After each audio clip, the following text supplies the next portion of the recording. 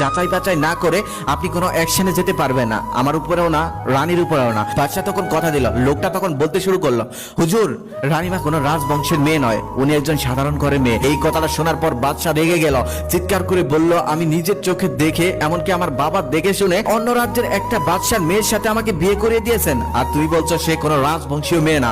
এই কথা যদি ভুল হয় তাহলে আমি তোমার গর্দান কেটে নেব। তারপর বাদশাহ যাচাই বাছাই করার জন্য তার শ্বশুর শাশুড়িকে খবর পাঠালেন। তারা আসার পর তাদেরকে চেপে ধরলেন সত্যি কথাটা বলার জন্য। এক পর্যায়ে তার শাশুড়ি বলেন, বাবা, তোমার বাবা আর তোমার শ্বশুর অনেক আগের থেকেই তোমাদের বিয়েটা ঠিক করে রেখেছিল। আমারও একটা মেয়ে ছিল, তবে আমার মেয়েটা যখন 6 মাস বয়স তখন সে হুট করে মারা যায়। সে মারা যাওয়ার পর আমি মেয়ের শোকে পাগল হয়ে যাই। তখন তোমার শ্বশুর এক দরিদ্র পরিবার থেকে ঠিক 6 মাস বয়সের একটি শিশুকে আমার জন্য নিয়ে এসেছিল। তারপর বাদশা খুশি হয়ে তাকে এক পাল ছাগল, এক পাল ভেড়া আর এক পাল গরু দিয়ে দিল। তারপর লোকটিকে জিজ্ঞেস করলো, এখন তুমি বলো এই সত্যি কথাটা তুমি কি করে জানলে? এটা তো আমিও জানতাম না। তখন লোকটা বলল, হুজুর, এটা খুবই সহজ ছিল, কারণ রানীমা চাকর চাকরানি আর কর্মচারীদের সাথে যেই রকম ব্যবহার করে এটা কখনোই রাজকীয় ব্যবহার হতে পারে না। তার কিছুদিন পর বাচ্চা তাকে আবার ডেকে পাঠালেন। সে আসার পর বললেন, সবার বংশ পরিচয় তো বললে, এবার আমার বংশ পরিচয়টা বলো। লোকটা এবার পড়ে গেল মহাবিপদে, কারণ এটা তো নিজের ব্যাপার। এবার যদি রাজা যাচাই বাছাই না করে তার গর্দান কেটে নেয়, তখন সে লোকটা কাঁপা কাঁপা কণ্ঠে বলল, মহারাজ, এটা বলা তো খুবই সহজ,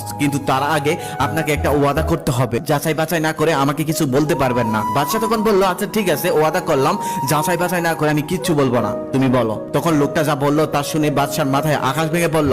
লোকটা বলল, হুজুর, আপনি কোনো রাজা বা বাদশার সন্তান নন, আপনি হলেন একজন সামান্য কৃষকের সন্তান। এই কথাটা শুনে বাদশা তো গেল অনেক ক্ষেপে, কিন্তু ওয়াদা করেছে যাচাই বাছাই না করে কিছু বলতে পারবে না, তাই কিছু বললো না। তাই সে দৌড়ে চলে গেল মায়ের কাছে, আর যেতে যেতে ভাবতে লাগলো, আজকে লোকটার মাথা কেটে নেব, কারণ এটা তো সম্পূর্ণ ভুল। আমি হলাম একজন রাজা বাদশার সন্তান, আর সে আমাকে বলতেছে আমি একজন সামান্য কৃষকের সন্তান। তারপর বাদশা তার মায়ের কাছে গিয়ে জিজ্ঞেস করলেন। তখন তার মা বললেন, বাবা, লোকটা ঠিকই বলেছে, তুমি কোনো রাজা বাদশার সন্তান নও, তুমি হলে একজন কৃষকের সন্তান। আমাদের কোনো পুত্র সন্তান ছিল না, তাই রাজ্য ধরে রাখতে এক কৃষকের কাছ থেকে তোমাকে পালিত সন্তান হিসেবে এনেছিলাম। তারপর বাদশা মন খারাপ করে তার সামনে এসে বলল, যাও, তোমাকে এক পাল মহিষ দিয়ে দিলাম। আরো একটা কথা, তুমি কি করে জানলে আমি কোনো রাজা বাদশার সন্তান নই? তখন লোকটা বলল, এটা তো খুবই সহজ ব্যাপার। আপনি যদি কোনো রাজা বাদশার সন্তান হতেন তাহলে আপনি উপহার দিতেন হীরে জহরত মণিমুক্তা, কিন্তু আপনি উপহার দেন গরু, ছাগল, হাঁস, মুরগি, মহিষ।